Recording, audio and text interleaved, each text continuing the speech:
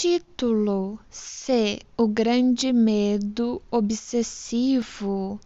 Acho que hoje começarei com a experiência que constitui motivo imediato para eu vir visitá-lo. Foi em agosto, durante as manobras em reticências. Eu antes estivera padecendo e me atormentando com todas as espécies de pensamentos obsessivos, mas eles passaram rapidamente durante as manobras. Eu estava a fim de mostrar aos oficiais regulares que pessoas como eu não só haviam aprendido bastante, mas também podiam aguentar bastante. Um dia partimos de reticências, em marcha lenta. Durante uma parada perdi meu pince-nez com Z no final. E embora pudesse encontrá-lo facilmente, não queria atrasar nossa partida, de modo que o deixei para lá. Todavia, telegrafei aos meus oculistas em Viena para que me enviassem um par pelo próximo correio. Durante aquela mesma parada, sentei-me entre dois oficiais, um dos quais, um capitão de nome Tcheco, não iria ter pequena importância para mim.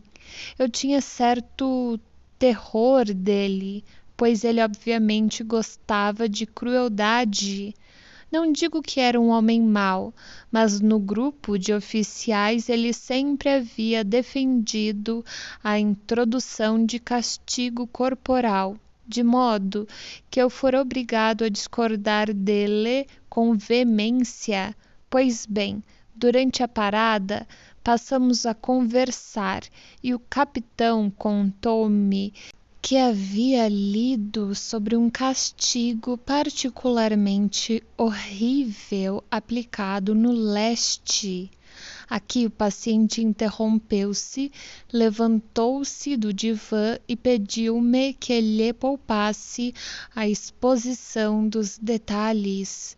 Assegurei-lhe que eu próprio não tinha gosto, qualquer que fosse, por crueldade, e certamente não tinha desejo algum de atormentá-lo.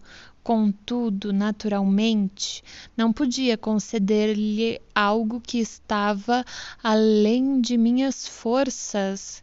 Ele podia igualmente pedir-me para lhe dar a lua.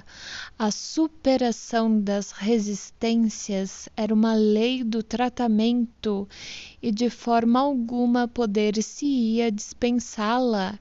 Abre parênteses. Expliquei a ideia de resistência a ele no começo da sessão, quando me contou que havia nele muita coisa que ele teria de superar, se tivesse de relatar essa sua experiência.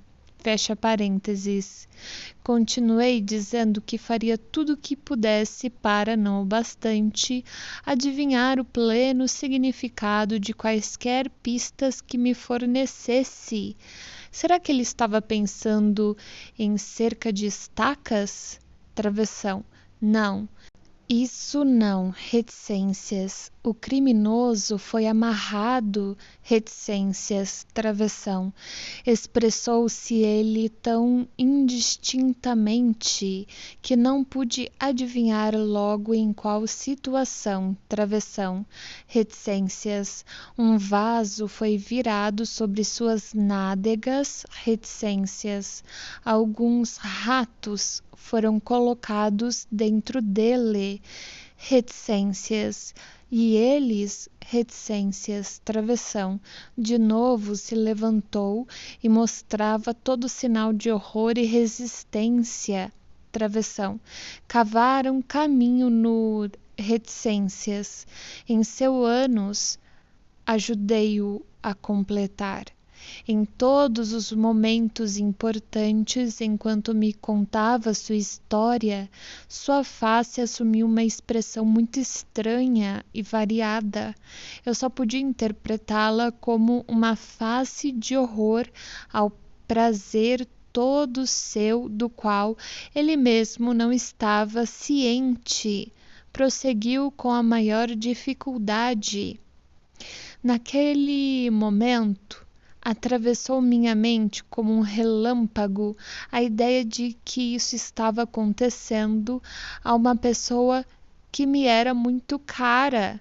Respondendo a uma pergunta direta, ele disse que não era ele mesmo quem estava infligindo o castigo, mas que este estava sendo aplicado como se fosse de forma impessoal.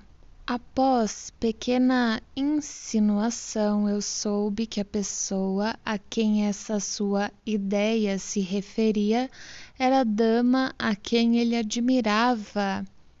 Interrompeu sua história para me assegurar de que esses pensamentos lhe eram totalmente alheios e repulsivos, e para contar-me que tudo que se tinha seguido no curso deles passara por sua cabeça com a mais extraordinária rapidez.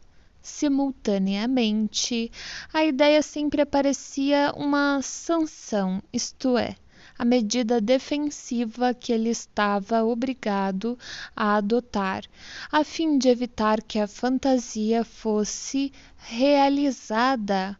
Quando o capitão falara desse horrendo castigo, ele prosseguiu, e essas ideias lhe vieram à mente, empregando as suas fórmulas de praxe, abre parênteses, um mas acompanhado de um gesto de repúdio.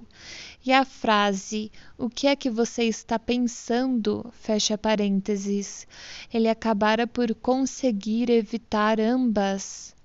Em ambas, surpreendeu-me e não há dúvida de que também confundiu o leitor. Isto porque até aqui ouvimos apenas uma ideia, travessão, de o castigo com o rato ser aplicado à dama. Agora ele estava obrigado a admitir que uma segunda ideia lhe ocorrera simultaneamente, ou seja, a ideia do castigo sendo também aplicada a seu pai.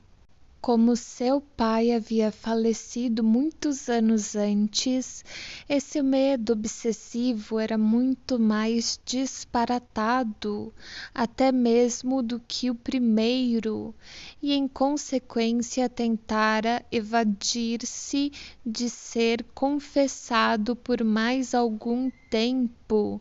Naquela noite, prosseguiu, o mesmo capitão entregou-lhe um pacote chegado pelo correio e dissera, abre aspas, o tenente A pagou as despesas para você. Você lhe deve reembolsar. Fecha aspas. O pacote continha o pince-nez pelo qual ele havia telegrafado.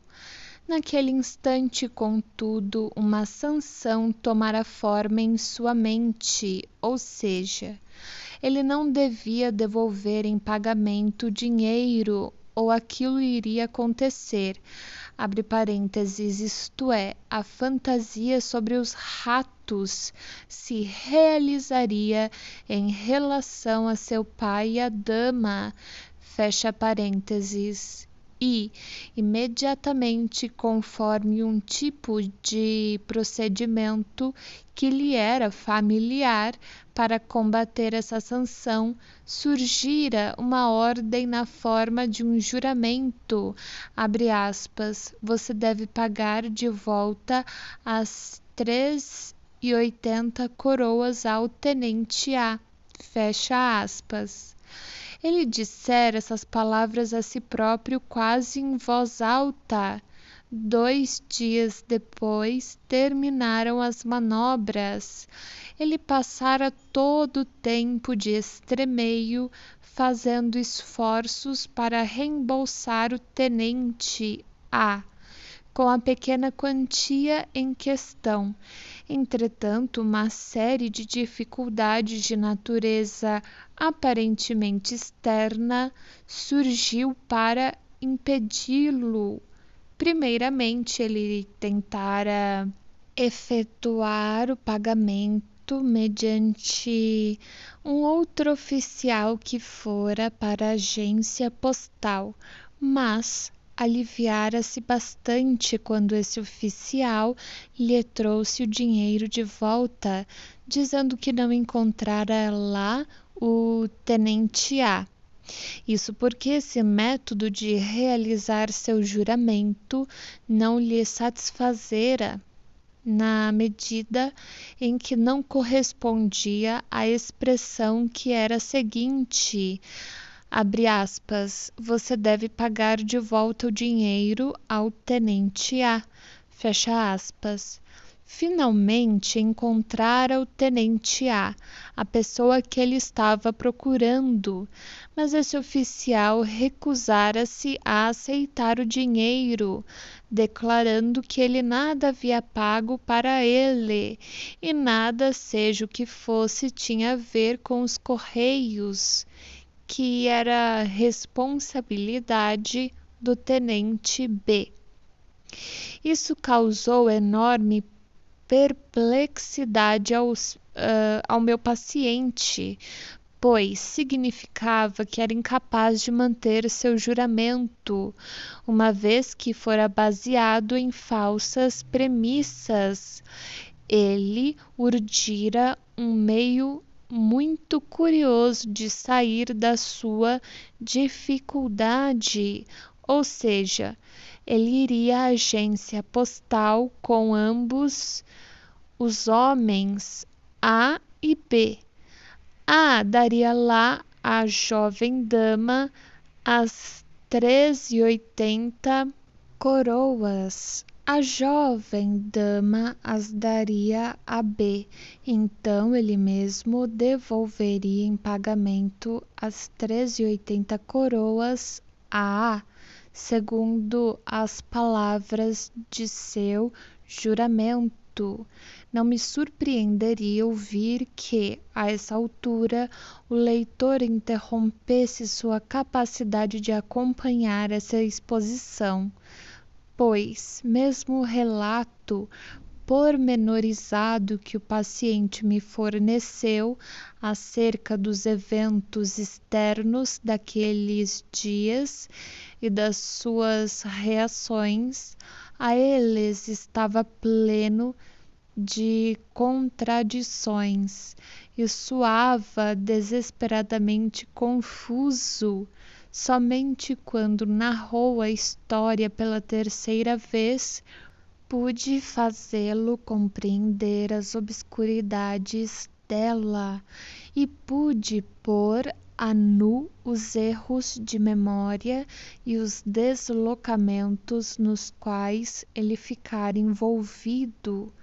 Poupar-me-ia a dificuldade de reproduzir esses detalhes, cujos pontos essenciais eu, com facilidade, serei capaz de retomar mais tarde. Apenas acrescentarei que, no final dessa segunda sessão, o paciente se comportou como se estivesse ofuscado e desnorteado. Repetidamente se dirigia a mim como capitão, provavelmente porque no início da consulta eu lhe contara que eu próprio não gostava de crueldade como o capitão N, e que eu não tinha intenção de atormentá-lo sem necessidade. A única parte restante de informação que ele conseguiu durante essa consulta foi que, a partir da primeira ocasião, em todas as ocasiões anteriores, nos quais ele tivera medo de que algo aconteceria a pessoas a quem ele amava, não menos do que no momento presente. Ele referira as punições não apenas à nossa vida atual, mas também à eternidade, travessão, o outro mundo. Até esse 14º ou 15º ano fora religioso devoto, mas a partir dessa época evoluiu gradualmente para o livre pensador, que ele era hoje em dia. Reconciliou a contradição, abre colchetes, entre suas crenças e suas obsessões, fecha colchetes, dizendo a si próprio: o que pensa você sobre o próximo mundo? O que sabem os outros a esse respeito? Nada pôde ser conhecido a respeito dele. Você nada está arriscando. Travessão. Faça-o então. Essa forma de argumentação parecia irrepreensível para um homem que, em outros aspectos, era particularmente lúcido. Dessa forma, ele explorou a incerteza da razão em face dessas perguntas, em benefício da atitude religiosa que ele tinha deixado que continuasse crescendo. Na terceira sessão, completou sua história, deveras característica de seus esforços para cumprir seu juramento obsessivo. Naquela noite, a última reunião de oficiais realizou-se antes do fim das manobras. Coube-lhe responder ao brinde de, abre aspas, o cavalheiro da reserva, fecha aspas. Ele falara bem, mas como se estivesse em um sonho, de vez que atrás de sua mente estava sendo incessantemente atormentado pelo seu juramento. Passou uma noite terrível. Argumentos e contra-argumentos debatiam-se entre si. O principal argumento fora, naturalmente, que a premissa na qual se baseava seu juramento, travessão, de que o tenente A lhe pagara o dinheiro, travessão, provou ser falsa. Entretanto, consolara-se com o pensamento de que o negócio ainda não estava concluído, pois A estaria na manhã seguinte dirigindo-se com ele por parte do caminho até a estação ferroviária em P. reticências, de modo que ele ainda teria tempo de lhe pedir um favor necessário. Na realidade, ele não o fizera e permitiu a sair sem ele. Contudo, dera instruções a seu adjunto para fazer a saber que ele tinha a intenção de lhe fazer uma visita à tarde. Ele próprio alcançou a estação às 9h30 da manhã. Lá depositara sua bagagem e providenciara várias coisas que tinha de fazer na cidadezinha, com a intenção de depois fazer a visita à vila para onde A fora nomeado distava cerca de 1 hora de viagem da cidade de P. Reticências. A viagem por trem até o lugar onde estava a agência postal Z. Reticências levaria 3 horas. Ele calculara, portanto, que a execução de seu complicado plano lhe daria tempo exato para apanhar o trem da noite, que partiria de P. Reticências para Viena.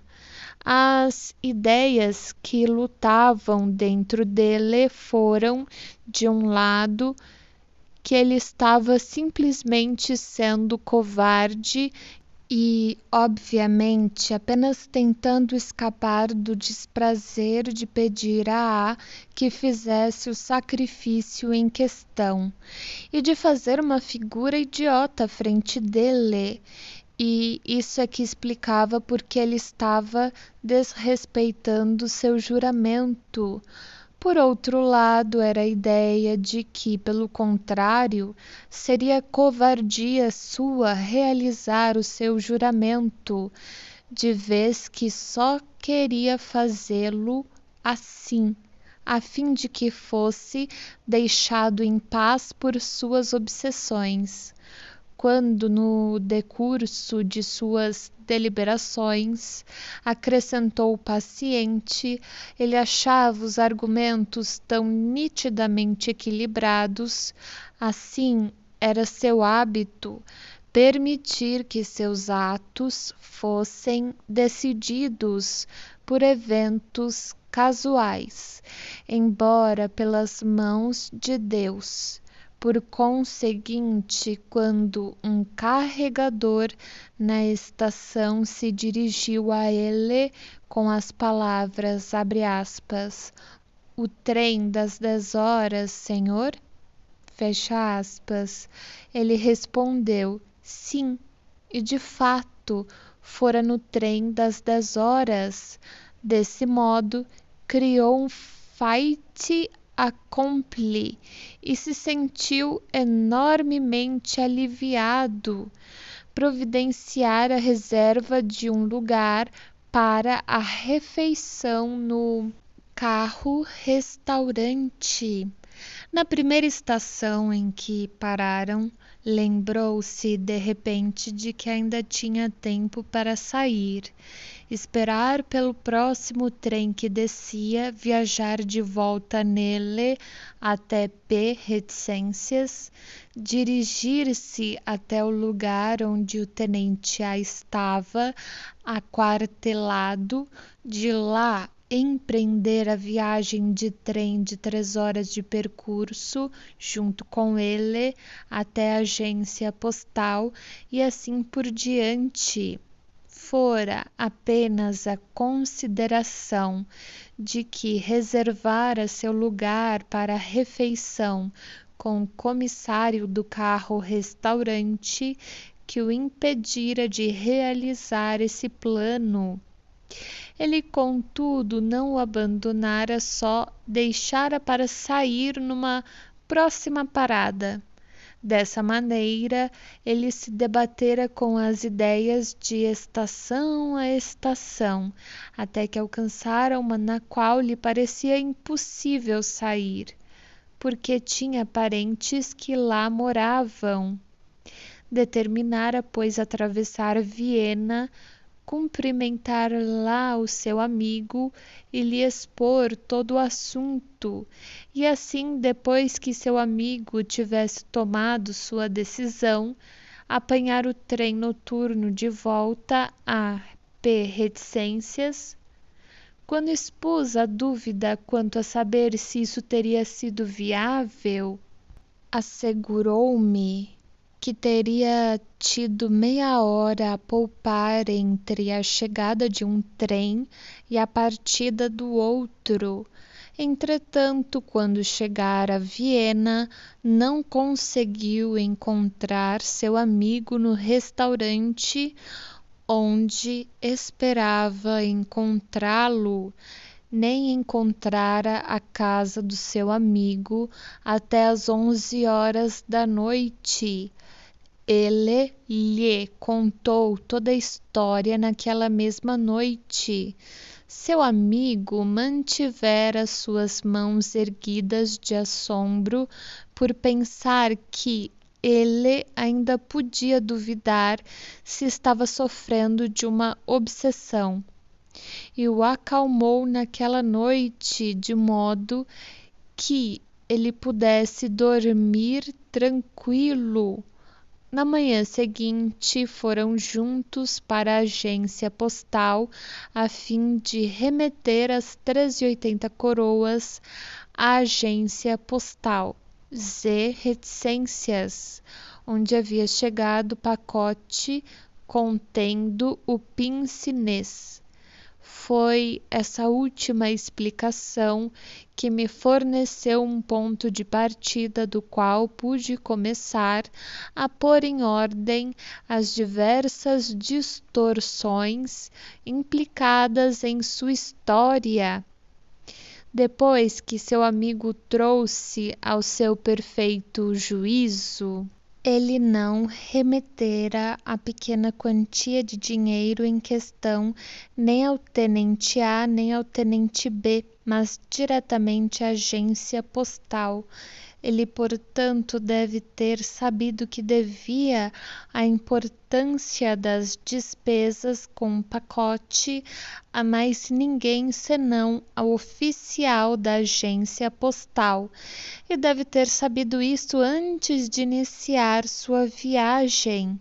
Revelou-se que, com efeito, ele o soubera antes de o capitão fazer seu pedido e antes que ele próprio fizesse seu juramento.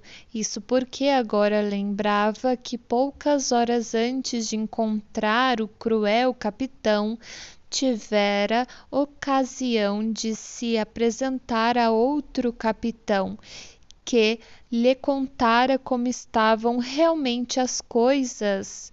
Esse oficial, ouvindo seu nome, lhe contara que estivera na agência postal pouco tempo antes, e que aí a jovem dama lhe perguntou se ele conhecia o tenente L, abre parênteses, que é o paciente, fecha parênteses, para quem chegara um pacote a pagar contra entrega.